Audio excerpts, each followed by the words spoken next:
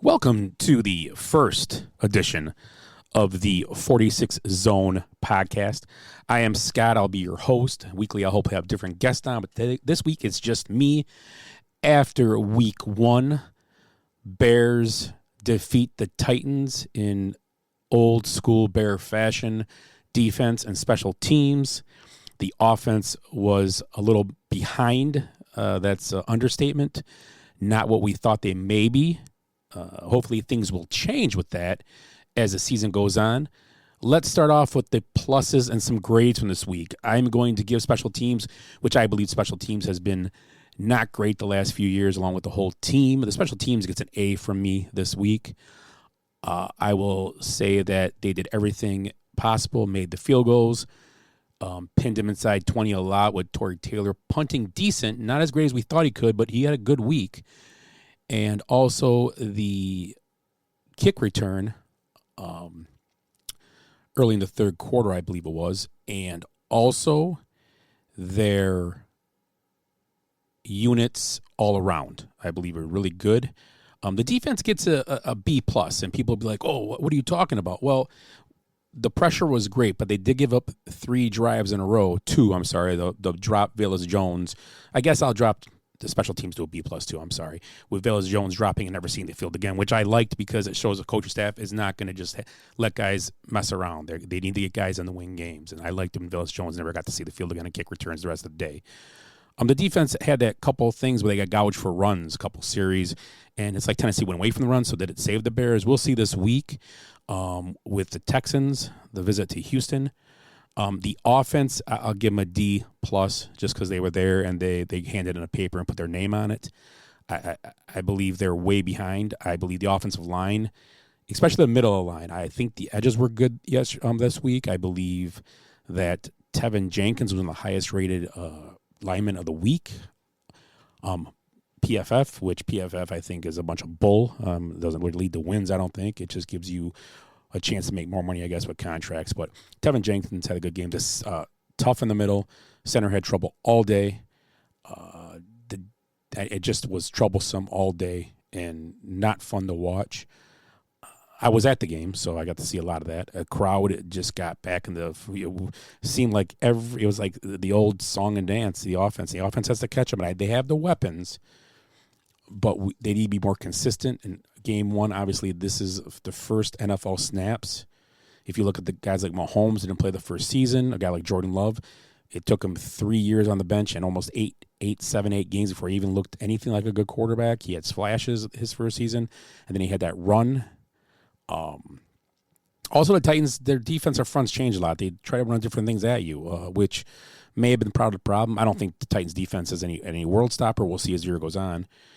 But I believe the Bears had a tough time, and Shane Waldron's substitutions and his packages were odd. Cole Kmet not playing much in the game, only getting under 45% of the snaps, I believe it was, or 48. Keenan Allen did drop a key pass for a touchdown, which would have gave maybe Caleb Williams a little confidence boost at that time in the game. He did miss a couple deep guys. The only thing I will say, the throws he did make were good throws, and he did see open guys. He just was a little long on a couple deep shots he had, and he missed on. And I believe that adrenaline, first start. I know on Hard Knocks that doesn't get nervous, but playing in front of over 60,000 it was for your first NFL game. Place is going nuts, and it was probably 90-10 Bear fans, not many visiting Titan fans there.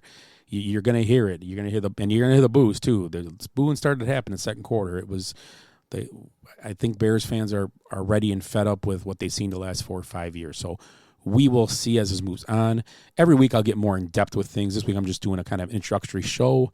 Like I said, I'll get different guys. We also have the Basement Benchwarmers podcast, so check that out with my guys Willie, Ed, Eric, and Tim, and Rick stops by once in a while, so check that out. But let's talk about this week.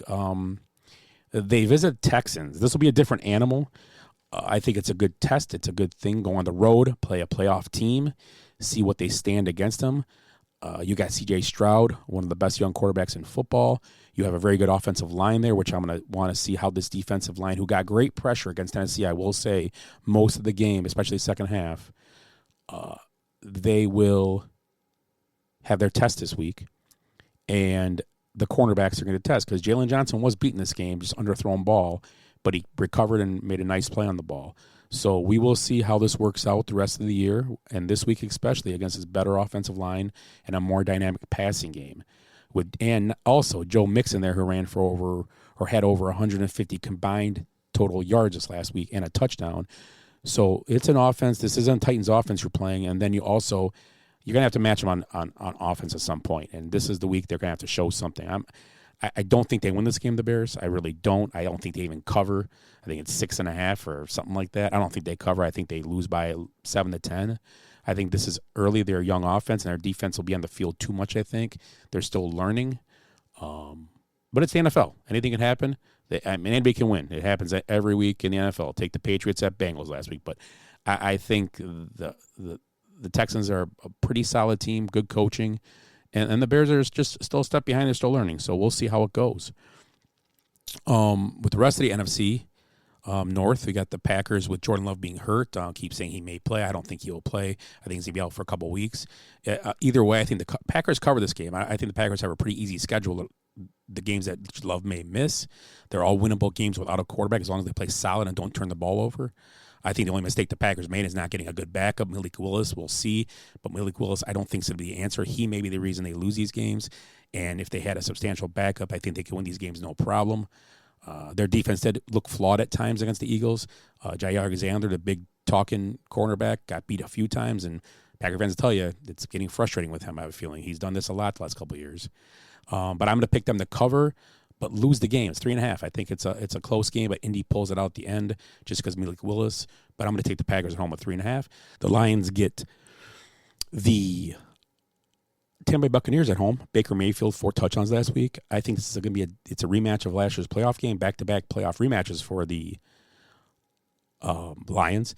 And I think the Lions look very good. They ran the ball strong. They had lulls on offense, but they came back. Their defense is much improved from a team that went to the NFC Championship game. They got better.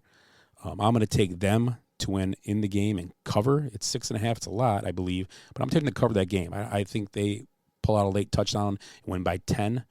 And then I'm going to look at San Fran visiting Minnesota. Minnesota had a nice win last week with the Giants. Sam Darnold had a nice, solid game. I think Kevin O'Connell is a Kyle Shanahan-type guy who can coach any team up with the right personnel. I think Brian Flores coached a great defense. The schemes are incredible at times with him. I just think they don't have enough power. The San Fran, after Monday night, against a good Jets defense and a solid Jets offense, looked very dominating. So I think San Fran makes it a 2-touchdown game in Minnesota. But back to the Bears, I think it's a tough week for them. Injury report, Rome and Keenan are questionable at this time, so we'll see how that goes this weekend. That may be a dent in them too, might be troublesome for them. But I think it's going to be a Bear victory. I mean, a Bear loss, I'm sorry. And they're not going to cover. It's the 6.5 is a very attainable number for the Texans. And we will see. It's a long year, 17 games.